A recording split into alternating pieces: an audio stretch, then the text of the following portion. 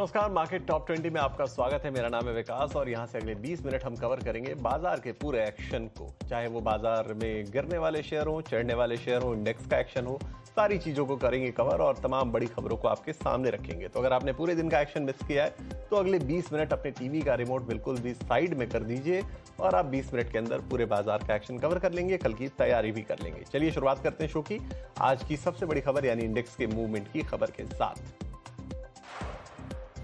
आज बाजार हल्की बढ़त के साथ बंद हुआ। निफ्टी 67 अंक चढ़कर 24,300 के करीब बंद हुआ। बाजार पर आज रियल्टी, प्राइवेट बैंकों और मेटल शेयरों ने दबाव बनाया। वहीं बाजार को आज ऑटो, आईटी, फार्मा, हेल्थकेयर और तेल गैस शेयरों से सपोर्ट मिलता हुआ नजर आया। विप्रो का शेयर आज 2% से ज्यादा की तेजी के साथ बंद हुआ और निफ्टी का टॉप गेनर रहा। इसके अलावा एमएनएम, टेक महिंद्रा और कोल इंडिया में भी आज 1.5 से 2% का उछाल देखने को मिला।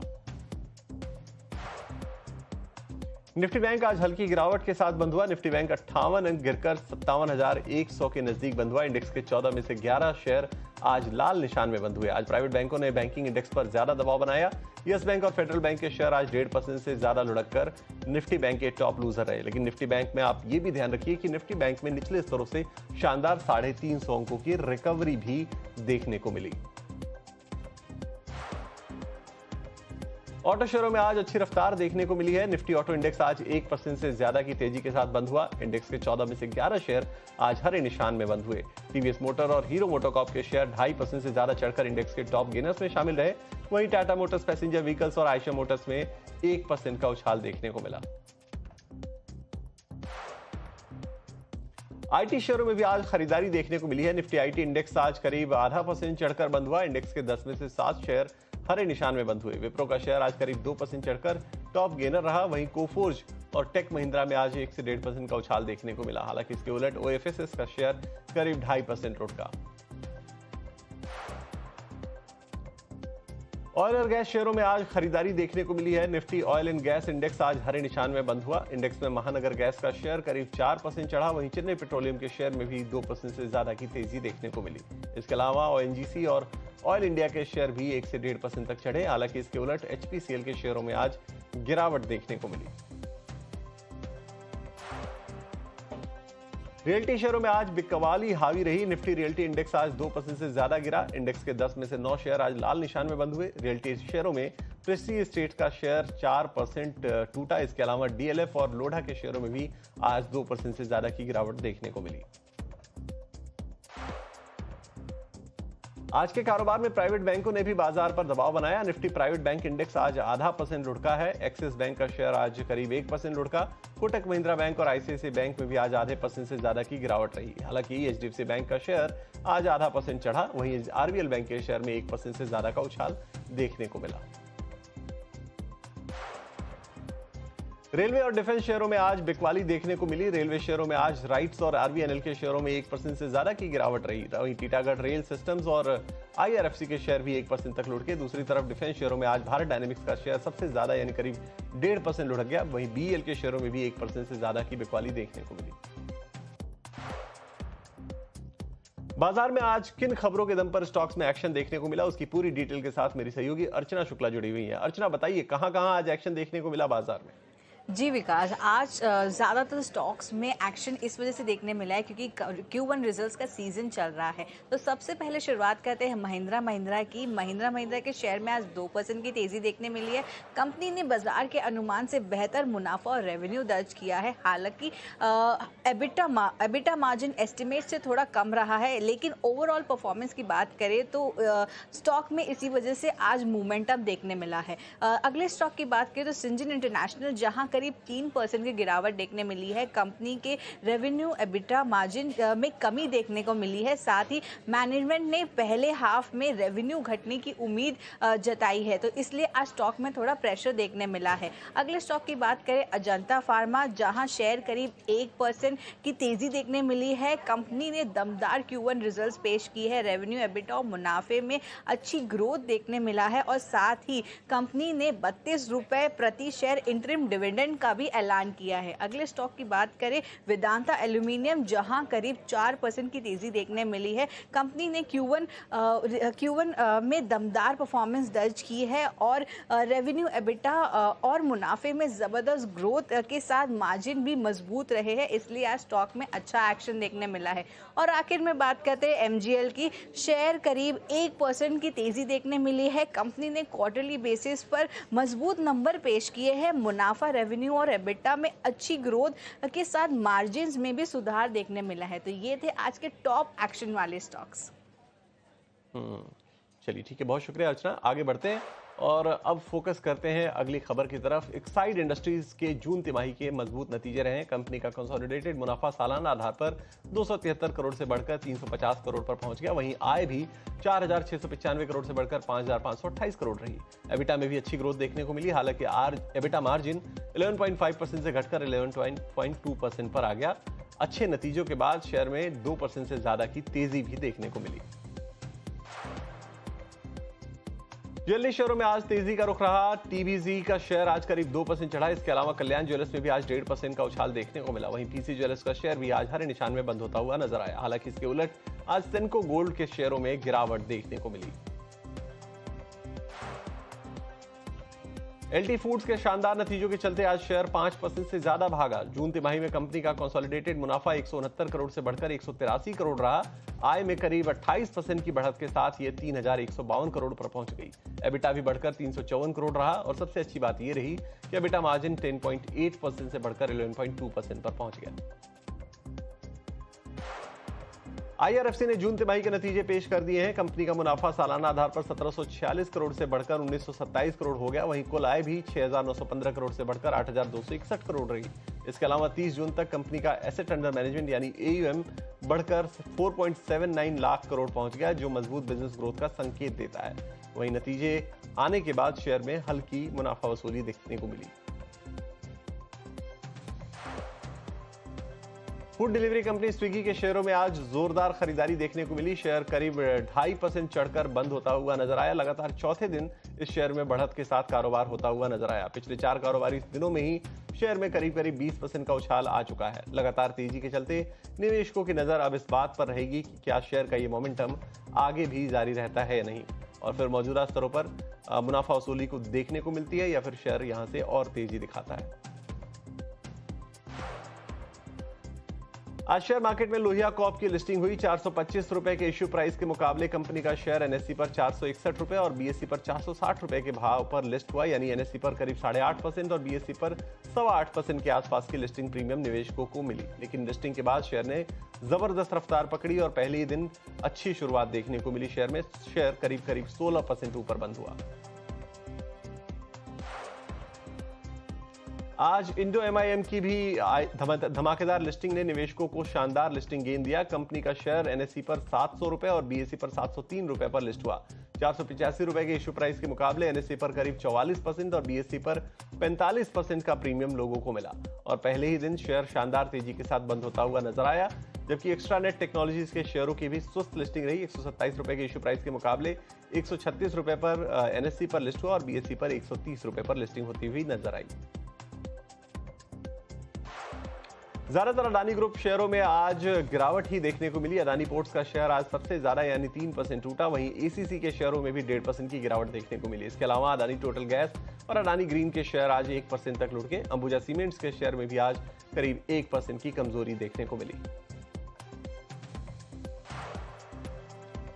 आईटीसी के नतीजे कल आने वाले हैं। पहली तिमाही में नतीजे हर पैमाने पर कमजोर रह सकते हैं। आय में 6% की कमजोरी तो मुनाफे पर भी दबाव दिख सकता है। नतीजों का अनुमान बताने के लिए हमारी सहयोगी स्नेही शाह जुड़ गई हैं। स्नेही, बताइए।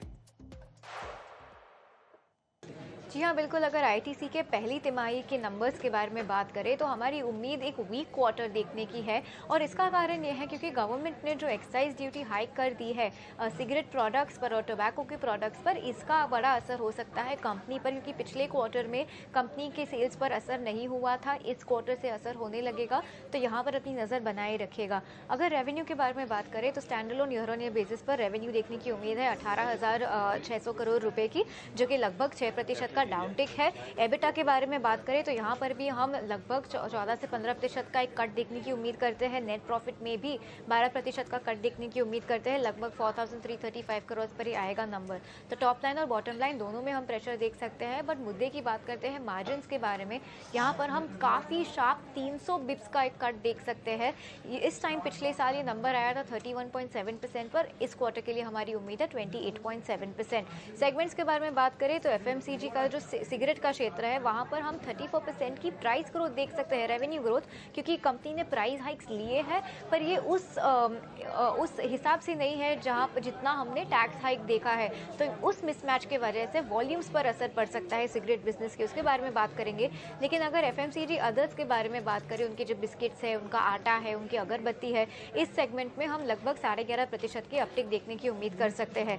एग्री रेवेन्यू में 3.5% की अपटिक और पेपर बोर्ड्स में एग्री रेवेन्यू में हम लगभग 3.5% का एक कट देख सकते हैं और पेपर बोर्ड्स में लगभग 7% का एक अपटिक देखने की उम्मीद रखते हैं। अब सिगरेट्स के बारे में बात करते हैं तो 34% हमने रेवेन्यू ग्रोथ के बारे में बात कर ली, बट वॉल्यूम पर हम काफ़ी दबाव देख सकते हैं। लगभग 8% ईयर ऑन ईयर बेसिस का एक वॉल्यूम कट देख सकते हैं। सिगरेट के एबिट में हम 25% ईयर ऑन ईयर बेसिस का एक कट वहाँ पर भी देख सकते हैं, एक्साइज ड्यूटी और प्राइस हाइक्स की वजह से। तो लास्टली जब ये नंबर्स बाहर आ जाएंगे तो मैनेजमेंट की कमेंट्री होगी बहुत इंपॉर्टेंट ये सुनने के लिए कि इम्पैक्ट क्या रहा है टैक्स हाइक्स का सिगरेट के बिजनेस पर, ये नेचर क्या हुआ है उनके प्राइस हाइक्स का, क्या वो ज़्यादा प्राइस हाइक्स करेंगे, अगर करेंगे तो कब करेंगे, और सिगरेट के वॉल्यूम का trends, product mix, competition, raw material outlook और एग्री बिजनेस के वीकनेस पर उनकी कमेंट्री, इन सारे फैक्टर्स पर हमारा ध्यान बना रहेगा। बट सबसे ज़्यादा सिगरेट बिजनेस के परफॉर्मेंस के बारे में कि उस पर हमारी नज़र रहेगी ये टैक्स हाइक के वजह से। But all in all ITC से हम काफ़ी वीक क्वार्टर देखने की उम्मीद रखते हैं क्वार्टर 1 में। बहुत शुक्रिया। चलिए आगे बढ़ते हैं और सन फार्मा के नतीजे भी कल आने वाले हैं। अमेरिकी कारोबार में सालाना 15% की गिरावट का अनुमान है। घरेलू कारोबार में सालाना करीब 11% की ग्रोथ की उम्मीद है। क्रॉनिक थेरेपी पोर्टफोलियो में मजबूत मांग से सपोर्ट मिलने का अनुमान है। ग्लोबल कारोबार में भी अच्छी ग्रोथ की उम्मीद है। नतीजों का अनुमान बताने के लिए हमारी सहयोगी मेरिल जुड़ गई है। मेरिल, बताइए। जी हाँ, स्ट्रीट की नज़र जल्द ही सन फार्मा की फर्स्ट क्वार्टर के नतीजों पर आने वाली है और सबसे बड़ा सवाल ये है कि क्या इंडिया बिजनेस की स्ट्रॉन्ग ग्रोथ यूएस बिजनेस की कमजोरी को बैलेंस कर पाएगा या नहीं। स्ट्रीट को सन फार्मा की नतीजों से उम्मीद है कि इस क्वार्टर रेवेन्यू और नेट प्रॉफिट दोनों फिगर्स में साल बर साल ग्रोथ देखने को मिलेगा, लेकिन प्रॉफिटेबिलिटी थोड़ी प्रेशर में रह सकती है, खासकर कि एबिडा मार्जिन्स ये करीब 290 या लगभग 300 बेसिस पॉइंट से गिर सकता है। इस क्वार्टर का सबसे बड़ा ड्रैग यूएस बिजनेस भी हो सकता है, जहां पर रेवेन्यू में करीब 15% की गिरावट देखने को मिल सकती है। नए लॉन्चेस जैसे जेनेरिक ओफेव और जेनेरिक वेंटोलिन से सपोर्ट तो मिल सकता है, पर ये अर्ली स्टेजेस में होने की वजह से कंट्रीब्यूशन लिमिटेड हो सकता है। पॉजिटिव साइड पर बात की जाए तो कंपनी की इंडिया बिजनेस में स्ट्रॉन्ग ग्रोथ देखने को मिल सकती है। यहाँ पे स्ट्रीट लगभग एक डबल डिजिट यानी 11% की ग्रोथ एक्सपेक्ट कर रही है, जो कंपनी की क्रॉनिक थेरेपीज़ और रेस्पिरेटरी पोर्टफोलियो देगा। और कुछ ऐसे भी अपडेट्स हैं जिस पर इन्वेस्टर्स ट्रैक करेंगे। ये उसमें से एक है कंपनी का ऑर्गेनॉन एक्विजिशन। इसमें हम टाइमलाइन और कंपनी की एक्सपेक्टेशंस ट्रैक करेंगे। इसके बावजूद हम यूएस में जेनेरिक वेंटोलिन की सेल्स कैसी चल रही है उस पर एक कमेंट्री के लिए भी हम एंटिसिपेशन देख रहे हैं। Overall US business short term में प्रेशर रह सकता है, लेकिन फोकस इस बात पर होगा कि क्या कंपनी का इंडिया ग्रोथ और बाकी के न्यू लॉन्चेस जैसे बाकी ग्रोथ ड्राइवर्स भी सन फार्मा की अर्निंग्स मोमेंटम को बरकरार रख सकती है या नहीं। चलिए आगे बढ़ते हैं। कल मारुति सुजुकी के भी नतीजे आएंगे। मजबूत मांग, उत्पादन क्षमता बढ़ने और सेल्स वॉल्यूम में अच्छी बढ़त आने की उम्मीद है। बेहतर प्रोडक्ट मिक्स और करेंसी मूवमेंट रेवेन्यू में भी बढ़त का अनुमान है। वहीं कच्चे माल की बढ़ती कीमतों से मुनाफे का मार्जिन थोड़ा घट सकता है। कैसे रह सकते हैं नतीजों का पूरा अनुमान लेकर हमारे सहयोगी अभी अग्रवाल जुड़े हुए हैं। अभी बताइए। मारुति सुजुकी के Q1 FY27 नंबर्स आने वाले हैं, तो आइए देखते हैं क्या हमारा अनुमान है।